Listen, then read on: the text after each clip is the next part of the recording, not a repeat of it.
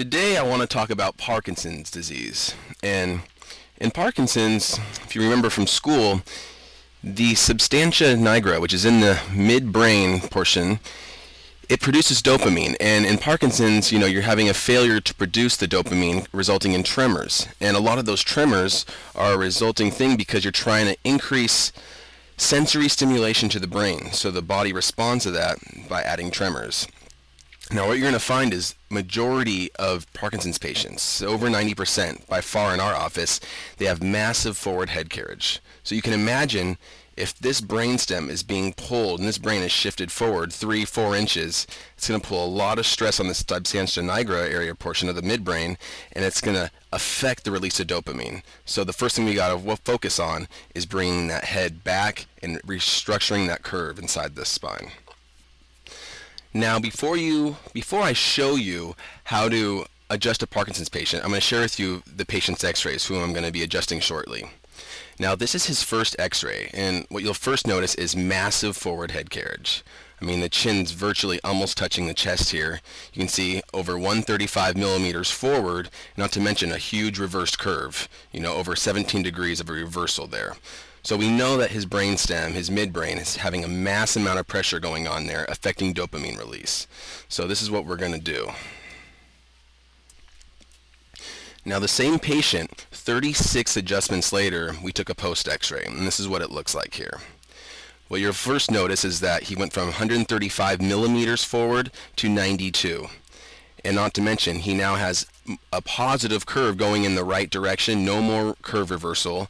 So we totally took a mass amount of pressure off that brainstem, spinal cord, midbrain, substantia nigra, restoring proper dopamine release. He's obviously not there yet, but we're making huge progress, and he'll even highlight to you, and he'll even mention that he's now been able to walk for 8 seconds on his own. He's never been able to do that. So from here, let's go look at some adjusting techniques. All right, let's lay on your back, buddy.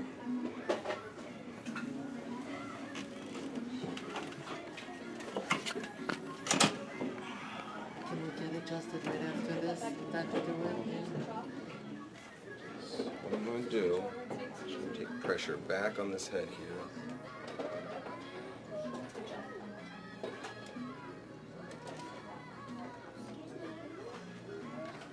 You're not going to show his x-rays on YouTube?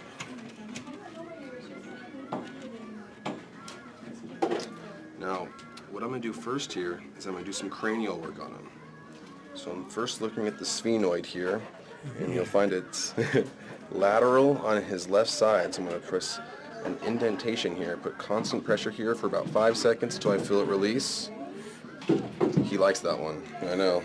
Then I'm going to get his maxillary bone here and his nasal bone. Open up the frontal sinuses here and then go along the sagittal suture. And it kind of peaks here, so I'm putting pressure and opening it up, and this is just going to increase circulation of cerebral spinal fluid to the brain tissue. Awesome. So we can make new brain cells. Neuroplasticity. Now here, for his adjustment, I'm going to come up under here, and I'm going to place my top hand over the forehead here. And what we're going to do is we're going to kind of do a zipper effect, where I'm going to put massive pressure here to get that head back. Then I'm just going to hold here for just a couple seconds till I feel those muscles relax. Nice. Then here, look at this other side here. It's the same thing. Stop smiling, man.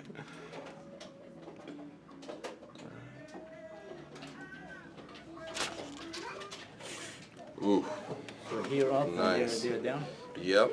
And that's going to help put that curve back, and it's vital to have that hand on top of the forehead for this one, because his head's so far forward that we're going to literally be restructuring that This curve. part goes up and this part is down, right? You got it.